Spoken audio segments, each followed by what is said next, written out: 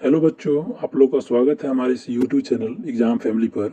आज मैं आप लोग के लिए लेकर आया हूँ क्लास 10th हिंदी गद्य खंड चैप्टर फर्स्ट का ऑब्जेक्टिव, जिसका नाम है श्रम विभाजन और जाति प्रथा। इसके लेखक हैं डॉक्टर भीमराव अंबेडकर। चलिए तो देखते हैं पहला ऑब्जेक्टिव। पहला ऑब्जेक्टिव है हमारा श्रम विभाजन और जाति प्रथा। पाठ बाबा साहब के किस भाषण का संपादित अंश है? तो इसका आंसर हो जाएगा option C, annihilation of caste. चलिए, दूसरा ऑब्जेक्टिव है हमारा श्रम विभाजन और जाति प्रथा। श्रम विभाजन और जाति प्रथा पाठ के लेखक कौन है? तो इसका आंसर हो जाएगा ऑप्शन बी, भीमराव अंबेडकर। तीसरा ऑब्जेक्टिव है हमारा भीमराव अंबेडकर का जन्म कब हुआ था? तो इसका आंसर हो जाएगा 14 अप्रैल 1891 ईस्वी, ऑप्शन बी। चौथा ऑब्जेक्टिव है हमारा भीमराव अंबेडकर का जन्म किस राज्य में हुआ था? तो इसका आंसर हो जाएगा ऑप्शन बी, मध्य प्रदेश। चलिए, पांचवा क्वेश्चन है हमारा भीमराव अंबेडकर की मृत्यु कब हुई थी? तो इनकी मृत्यु हुई थी दिसंबर 1956 ईस्वी में हुई थी इनकी मृत्यु। चलिए, अगला ऑब्जेक्टिव देखते हैं। अगला ऑब्जेक्टिव है हमारा भीमराव अंबेडकर के चिंतन और रचनात्मक के मुख्य कितने प्रेरक व्यक्ति रहे हैं? तो इनके मुख्य प्रेरक व्यक्ति रहे जिनसे ये प्रभावित थे, वो 3 है, ऑप्शन डी हो जाएगा हमारा आंसर। चलिए, अगला प्रश्न देखते हैं। अगला प्रश्न है डॉक्टर भीमराव अंबेडकर किस वर्ग के परिवार से आते थे? तो ये आते थे दलित वर्ग से आते थे, ऑप्शन सी हमारा आंसर हो जाएगा। चलिए, अगला प्रश्न है जातिवाद के पोषकों द्वारा श्रम विभाजन किसका दूसरा रूप माना गया है? तो ये माना गया है जाति प्रथा। जातिवाद के पोषकों द्वारा श्रम विभाजन का दूसरा रूप जाति प्रथा को माना गया है। चलिए, अगला प्रश्न है हमारा जाति प्रथा किस प्रकार का श्रम विभाजन है? तो जाति प्रथा अस्वाभाविक श्रम विभाजन है। 10वां प्रश्न है हमारा जाति प्रथा के अनुसार श्रम विभाजन का आधार क्या है? तो जाति प्रथा के अनुसार श्रम विभाजन का आधार पैतृक पेशा है। इसका आंसर सी हो जाएगा, पैतृक पेशा। चलिए, अगला प्रश्न है हमारा प्रश्न संख्या 11 श्रम विभाजन और जाति प्रथा शीर्षक किनके द्वारा हिंदी में रूपांतरित किए गए? तो हिंदी में रूपांतरित किया गया है ललई सिंह यादव के द्वारा, ऑप्शन सी हमारा आंसर हो जाएगा। चलिए, 12वां प्रश्न है जाति प्रथा मनुष्य के पेशे को किस प्रकार प्रभावित करती है? जाति प्रथा जो है वो मनुष्य के पेशे को किस प्रकार प्रभावित करती है? तो यह मनुष्य के जीवन भर के लिए उसको एक पेशे में क्या करती है? बांध देती है। तो इसका आंसर हो जाएगा ऑप्शन बी। चलिए, अगला प्रश्न है हमारा विडंबना का अर्थ क्या है? तो विडंबना का अर्थ होता है उपहास करना। चलिए, अगला प्रश्न है सच्चे लोकतंत्र का पर्याय क्या है? तो सच्चे लोकतंत्र का पर्याय है भाईचारा। तो सभी लोग क्या करें? आपस में मिलजुल कर रहे, यही सच्चे लोकतंत्र का क्या है? पर्याय है। अगला प्रश्न है हमारा भीमराव अंबेडकर के प्रेरकों के नाम क्या क्या थे? चलिए, तो 3 व्यक्ति इनके प्रेरक रहे हैं, तो वो थे बुद्ध, कबीर और ज्योतिबा फूले। आंसर हमारा ऑप्शन सी हो जाएगा।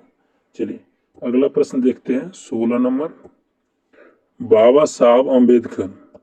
बाबा साहब अंबेडकर संपूर्ण वार में नामक पुस्तक कितने खंडों में प्रकाशित की गई है? तो ये की गई है 21 खंडों में प्रकाशित की गई। इसका आंसर ऑप्शन सी हो जाएगा। चलिए, अगला प्रश्न देखते हैं 17 नंबर लाहौर का वार्षिक सम्मेलन कब हुआ था? तो लाहौर का वार्षिक सम्मेलन हुआ था 1936 ईस्वी में। आंसर हो जाएगा ऑप्शन बी।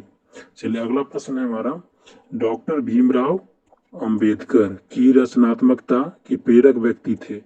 तो इनमें ऑप्शन के अनुसार हो जाएगा ऑप्शन बी, ज्योतिबा फूले। चलिए, अगला प्रश्न है किनके प्रोत्साहन पर बाबा साहब उच्चतर शिक्षा हेतु न्यूयॉर्क गए थे? तो इसका आंसर हो जाएगा बड़ौदा नरेश। बड़ौदा नरेश के सहयोग से, प्रोत्साहन से भीमराव अंबेडकर उच्चतर शिक्षा प्राप्त करने के लिए न्यूयॉर्क गए थे। चलिए अगला प्रश्न है हमारा, बुद्धा एंड हिज धर्म। बुद्धा एंड हिज धर्म, इसके लेखक है भीमराव अंबेडकर। ऑप्शन डी इसका आंसर हो जाएगा। चलिए अगला प्रश्न है, भीमराव अंबेडकर की रचना है। भीमराव अंबेडकर की रचना है, इसका आंसर हो जाएगा option A, the right and fall of the Hindu women. The right and the fall of the Hindu women. चलिए अगला प्रश्न देखते हैं। अगला प्रश्न है, डॉक्टर भीमराव अंबेडकर के अनुसार जाति प्रथा श्रम विभाजन के साथ साथ और किसके विभाजन का रूप लिए हुए? तो इसका आंसर हो जाएगा ऑप्शन डी, कुशल व्यक्तियों का विभाजन। यह क्या करता है? कुशल व्यक्तियों का विभाजन कर देता है। चलिए अगला प्रश्न है 23 नंबर, भारत की जाति प्रथा की क्या विशेषता है? तो भारत की जाति प्रथा का विशेषता यह है कि यह क्या करता है? श्रमिकों का अस्वाभाविक विभाजन कर देता है। इसका आंसर हो जाएगा ऑप्शन ए। चलिए अगला प्रश्न है 24, जाति प्रथा स्वाभाविक श्रम विभाजन नहीं है क्योंकि यह मनुष्य की रुचि पर आधारित नहीं है। यह क्या है? मनुष्य की रुचि पर आधारित नहीं है। चलिए अगला प्रश्न है 25, लेखक आज के उद्योगों में गरीबी और उत्पीड़न से भी बड़ी समस्या किसे मानता है? तो गरीबी और उत्पीड़न से भी सबसे बड़ी समस्या अभी के समय में निर्धारित कार्य को अरुचि के साथ साथ व्यवस्थावश करना। इसका आंसर हो जाएगा ऑप्शन ए। चलिए अगला प्रश्न देखते हैं, कौन सी व्यवस्था मनुष्य के प्रशिक्षण अथवा उसकी निजी क्षमता का विचार किए बिना ही उसका पेशा निर्धारित कर देती है? तो ये क्या हो जाता है? जाति व्यवस्था। जाति व्यवस्था क्या करता है? किसी मनुष्य की क्षमता के बिना ही उसका क्या कर देता है? पेशा निर्धारित कर देता है। चलिए अगला प्रश्न देखते हैं। अगला 27 प्रश्न है, 27वां नंबर, आधुनिक मनु किसे कहा गया?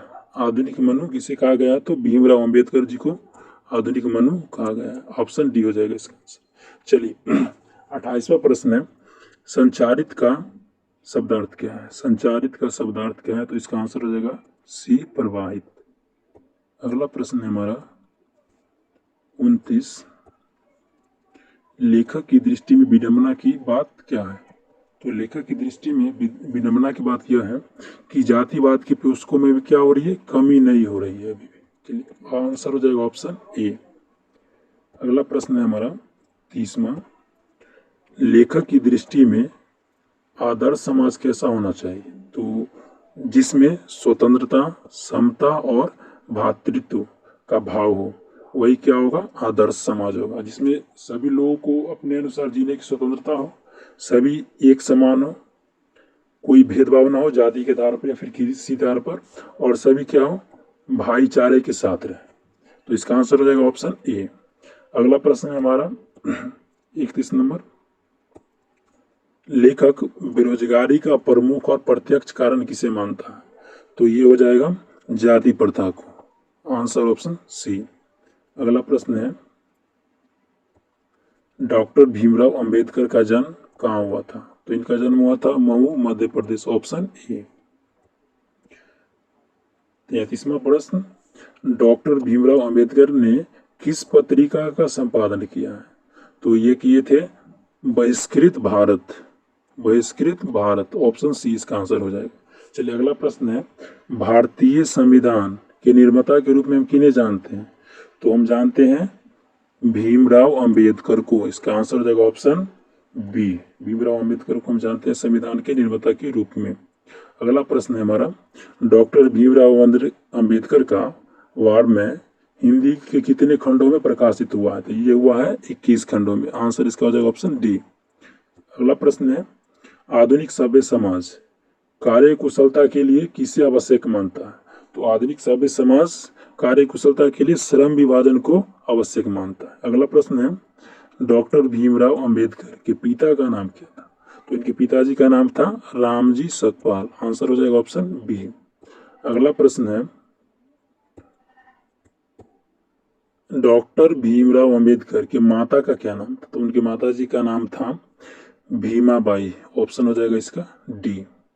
अगला प्रश्न है, डॉक्टर भीमराव अंबेडकर ने पीएचडी की उपाधि कब हासिल की? तो ये पीएचडी का उपाधि हासिल किए थे 1916 ईस्वी में। आंसर हो जाएगा ऑप्शन सी। अगला प्रश्न है 40 नंबर, the caste in India where mechanism किनकी रचना है? तो इसका आंसर हो जाएगा भीमराव अंबेडकर। Option A. अगला प्रश्न है, मूक नायक क्या है? तो मूक नायक एक प्रकार की पत्रिका थी। इसका आंसर हो जाएगा ऑप्शन बी। चलिए अगला प्रश्न देखते हैं। 42वां नंबर प्रश्न है, आधुनिक सभ्य समाज में कार्यकुशलता के लिए किसको आवश्यक माना गया? तो आधुनिक सभ्य समाज में कार्यकुशलता के लिए श्रम विभाजन को आवश्यक माना गया। किसको? श्रम विभाजन को। चलिए अगला प्रश्न है हमारा 43 नंबर है, जाति प्रथा भारत में क्यों एक प्रमुख कारण बनी है? जाति प्रथा भारत में एक प्रमुख कारण क्यों बनी हुई है? तो इसका आंसर हो जाएगा ऑप्शन बी, क्योंकि भारत में बेरोजगारी अधिक है। चलिए अगला प्रश्न है 44 नंबर, बाबा साहेब भीमराव अंबेडकर का विख्यात भाषण इनमें से कौन सा है? तो हो जाएगा इसका annihilation of caste. Answer option C. चलिए अगला प्रश्न है, भीमराव अंबेडकर ने निम्न में से किसकी रचना की है? तो हो जाएगा आंसर हो जाएगा ऑप्शन सी, जाति प्रथा और श्रम विभाजन, जो चैप्टर का नाम। अगला प्रश्न है हमारा 46 नंबर, श्रम विभाजन और जाति प्रथा गद्य की कौन सी विधा है? ये इंपोर्टेंट क्वेश्चन है। तो ये है निबंध। आंसर हो जाएगा ऑप्शन बी। अगला प्रश्न है, सभ्य समाज श्रम विभाजन के लिए किसको आवश्यक मानता है? तो ये कार्यकुशलता को आवश्यक मानता है, कार्यकुशलता। चलिए अगला प्रश्न देखते हैं। लास्ट प्रश्न है, भारतीय संविधान के निर्माण में महत्वपूर्ण भूमिका किसकी रही है? तो इसका हो जाएगा answer option A, Bhimrao Ambedkar. चलिए तो आज के लिए इतना ही रहने देते हैं, फिर मिलते हैं नेक्स्ट वीडियो में। फिलहाल के लिए धन्यवाद।